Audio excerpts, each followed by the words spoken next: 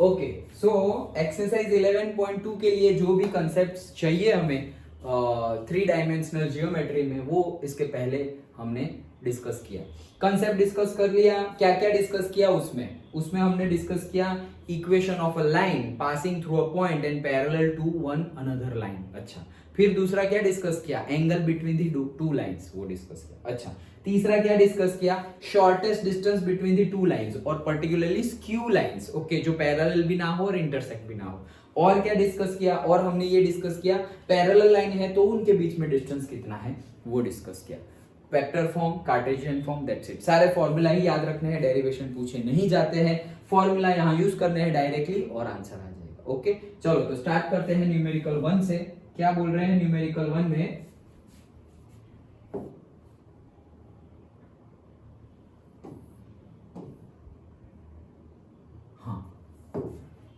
तो न्यूमेरिकल 1 में क्या बोल रहे हैं?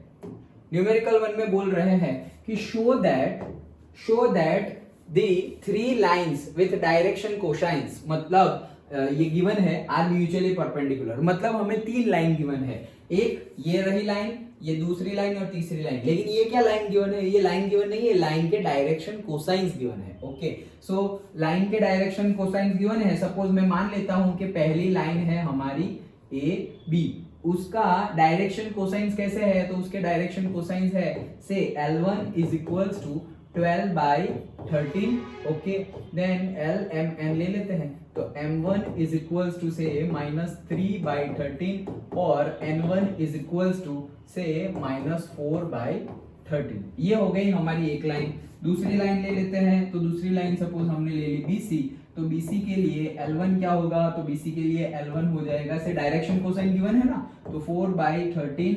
M1 क्या, सॉरी L2 M2 2 लेंगे ना, अभी दूसरी लाइन है तो कितना होगा?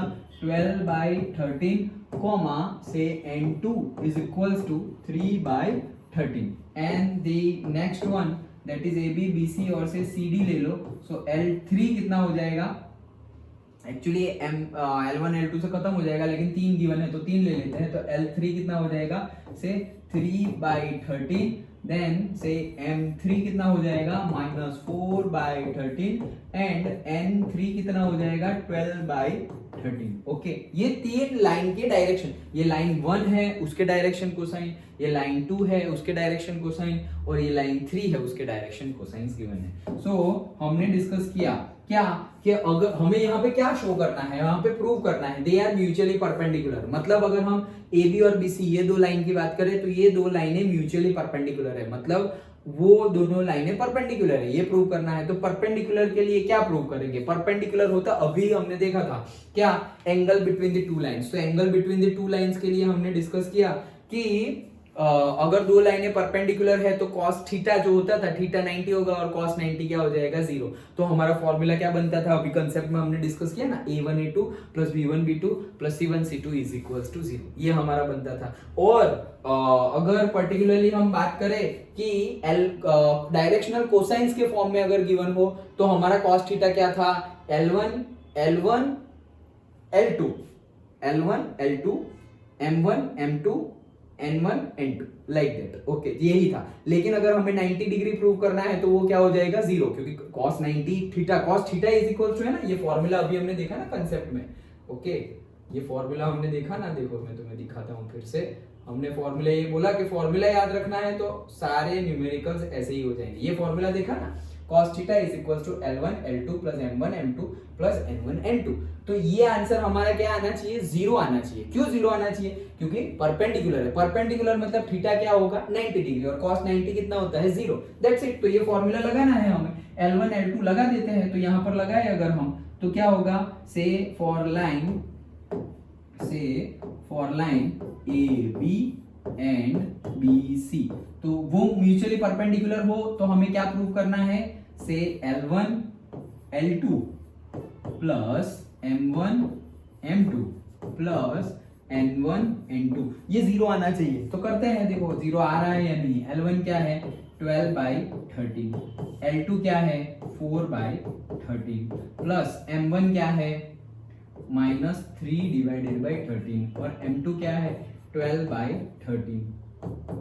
प्लस n1 क्या है -4/13 और ये क्या है 3/13। ओके, तो क्या होगा आगे देखो 13 का स्क्वायर 169 और 48 डिवाइडेड बाई 169, ये क्या हो जाएगा प्लस माइनस यहाँ माइनस हो जाएगा 12 3 36 169 और ये भी प्लस माइनस माइनस हो जाएगा 12/169।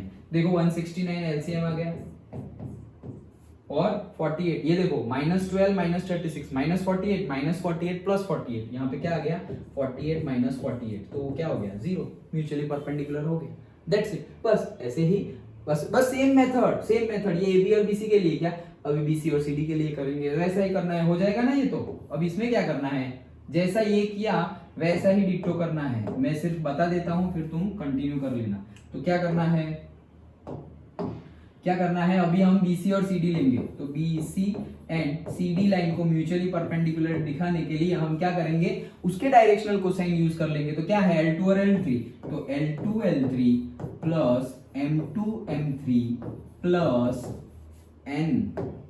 N2 N3 is equal to 0 आना चाहिए। ओके, तो 0 आ ही जाएगा ना, क्योंकि हमें तो प्रूव करना है, आंसर तो हमें पता ही है। अच्छा, तो L2 कितना है 4/13 इंटू L3 कितना है 3/13 प्लस M2 कितना है 12/13 इंटू M3 कितना है -4/13 प्लस N2 कितना है 3/13 इंटू 12/13।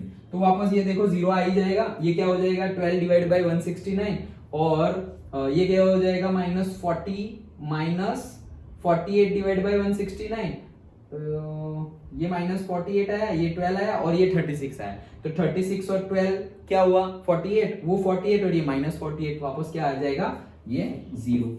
डन। और वैसे ही सेम डिट्टो कौन सा करेंगे हम, अभी हमने कौन कौन सी करी, they are mutually perpendicular, AB BC कर लिया, BC CD कर लिया, तो AB एंड CD कर लो। सेम कैसे करोगे L1 into L3 M1 into M3 N1 into N3 is equal to 0, वो 0 आ ही जाएगा। डन। तो ऐसे ही करना है न्यूमेरिकल, बढ़े आगे इतना तो हो ही जाएगा ना। ओके, चलो तो फिर नेक्स्ट न्यूमेरिकल देखते हैं।